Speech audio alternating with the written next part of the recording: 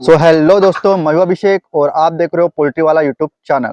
तो दोस्तों, आज के इस वीडियो में हम इस टॉपिक पर बात करेंगे कि ठंडियों में अगर कोई नया पोल्ट्री फार्मर एक नई बैच से शुरुआत करना चाहता है, एक्सपीरियंस गेन करना चाहता है, प्रॉफिट कमाना चाहता है और ठंडियों के दिनों में अगर वो शुरुआत करना चाहता है तो उसको कौन से चैलेंजेस आ सकते हैं या फिर उनको कौन से बेनिफिट हो सकते हैं। वैसे अमूमन अगर हम देखते हैं तो हर मौसम की अपने अपने कुछ चैलेंजेस होते हैं। बरसात में मौसम में काफ़ी ज़्यादा तब्दीली होती है।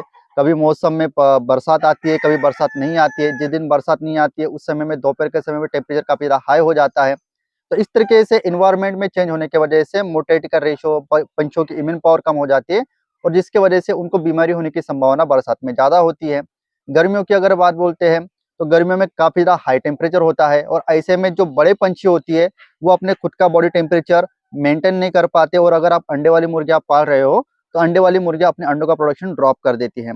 इस तरीके से ठंडियों में भी अपने कुछ चैलेंजेस होते हैं। सीआरडी, सीसीआरडी, कोराइजा, एसआईटिस यानी कि पेट में पानी भरना, यूरिक एसिड बाहर ना निकल पाने की वजह से गाउट होना। इस तरीके के जो चैलेंजेस होते हैं वो ज्यादातर हमें ठंडियों में देखने को मिलते हैं। वैसे देखा जाए तो आप कौन से भी मौसम में नए बैच से शुरुआत कर सकते हो, पोल्ट्री फार्मिंग की शुरुआत कर सकते हो। लेकिन स्पेसिफिक तौर पर आज का ये जो वीडियो है, जो नए पोल्ट्री फार्मर्स अगर आप हो और अगर आपको ठंडियों के मौसम में ही ये अपना पोल्ट्री फार्मिंग की शुरुआत करना है तो ये स्पेसिफिक वीडियो आप लोगों के लिए है। देखिए, ठंडियों के तो मैंने आपको कुछ चैलेंजेस बता दिए, लेकिन ठंडियों का अगर आपको मैं प्लस पॉइंट बताता हूँ। अगर आप ब्रॉयलर की पोल्ट्री फार्मिंग कीजिए, देसी मुर्गी की पोल्ट्री फार्मिंग कीजिए या फिर अगर आपको लेयर मुर्गी की फार्मिंग करते हो और अंडा अगर आपको ज़्यादा उत्पादन चाहिए तो ठंडियों के मौसम में आपको अंडा भी मुर्गी से ज़्यादा मिलेगा।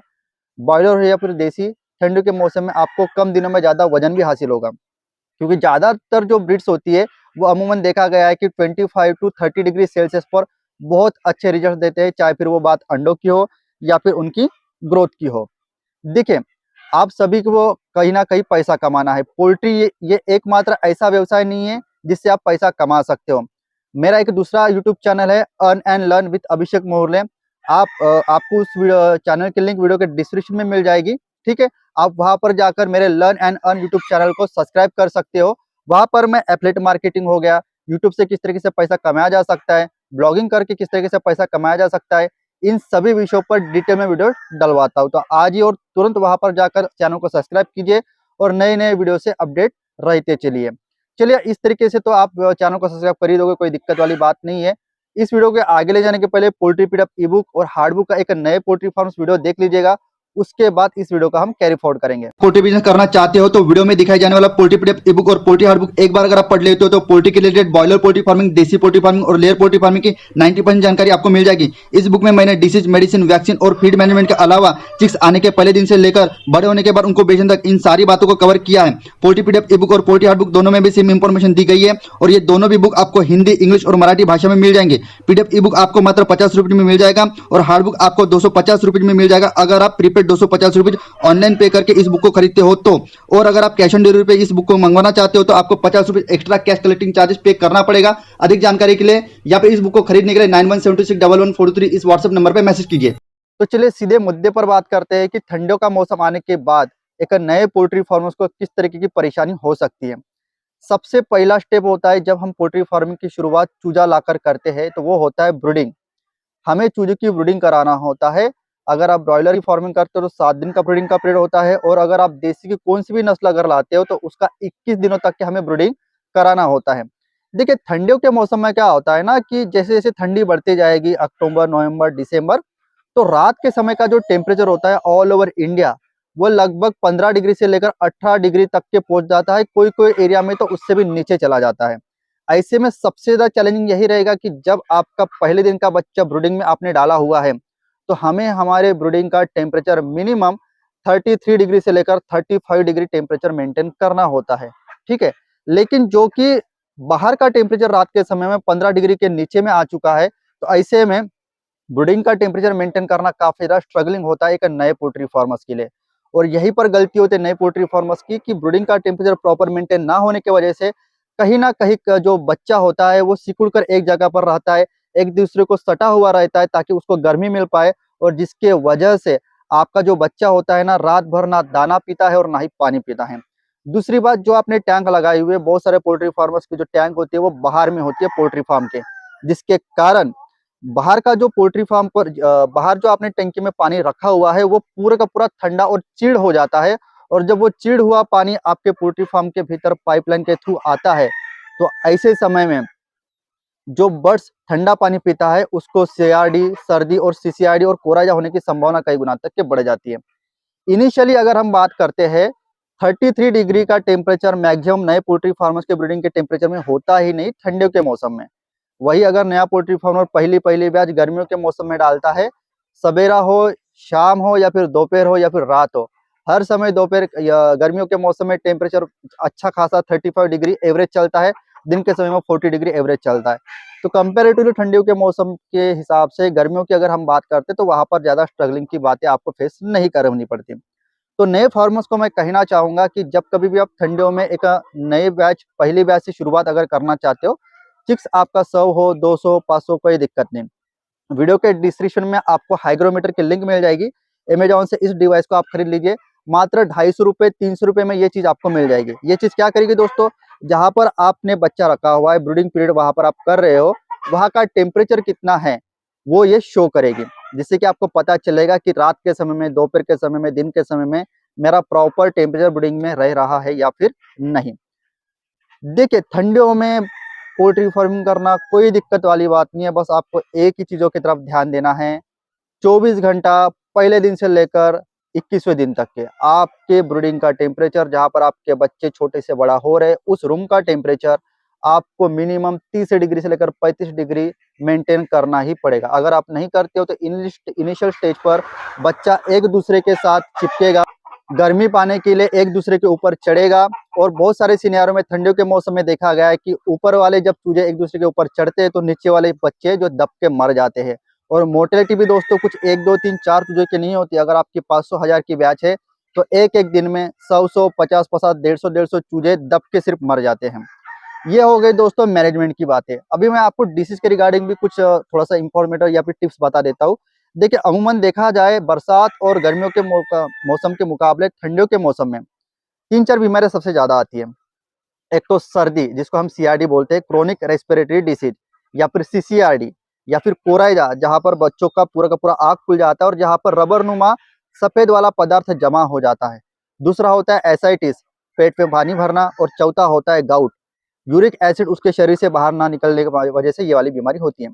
चारों भी बीमारी किस तरीके से आपके बच्चों को हो रही है, मुर्गियों को हो रही है, इसको समझ लीजिएगा, ताकि आपको ठंडियों के मौसम में ये बीमारियां ना हो और एक अच्छे तरीके से आप अपनी मुर्गियों का वजन हासिल करो और एक अच्छा प्रॉफिट कमा सको। सबसे पहली बात करते हैं सर्दी, जिसको सीआरडी बोलते हैं। सर्दी को तो आप सभी को पता है, अगर ह्यूमन बींग, हमको भी अगर हम बाहर में रात के समय में गाड़ी से जाते हैं, कान को वगैरह किसी तरीके से अगर नहीं ढकते तो ठंडी हवा कानों और नाकों में जाने की वजह से, बॉडी को ठंडी हवा लगने की वजह से सर्दी होती है। और यही बात छोटे बच्चों के साथ भी होती है। अगर आपका रूम का टेम्परेचर प्रॉपर 33 डिग्री से लेकर 35 डिग्री का नहीं है तो उनको ठंडी लगेगी और आपका बच्चे को सर्दी जरूर होगी। सर्दी के बाद अगर धीरे धीरे सर्दी बढ़ती जाती है तो वो कॉम्प्लेक्स होती जाती है, तो उसको सीसीआरडी बोला जाता है, कॉम्प्लेक्स क्रोनिक रेस्पिरेटरी डिसीज।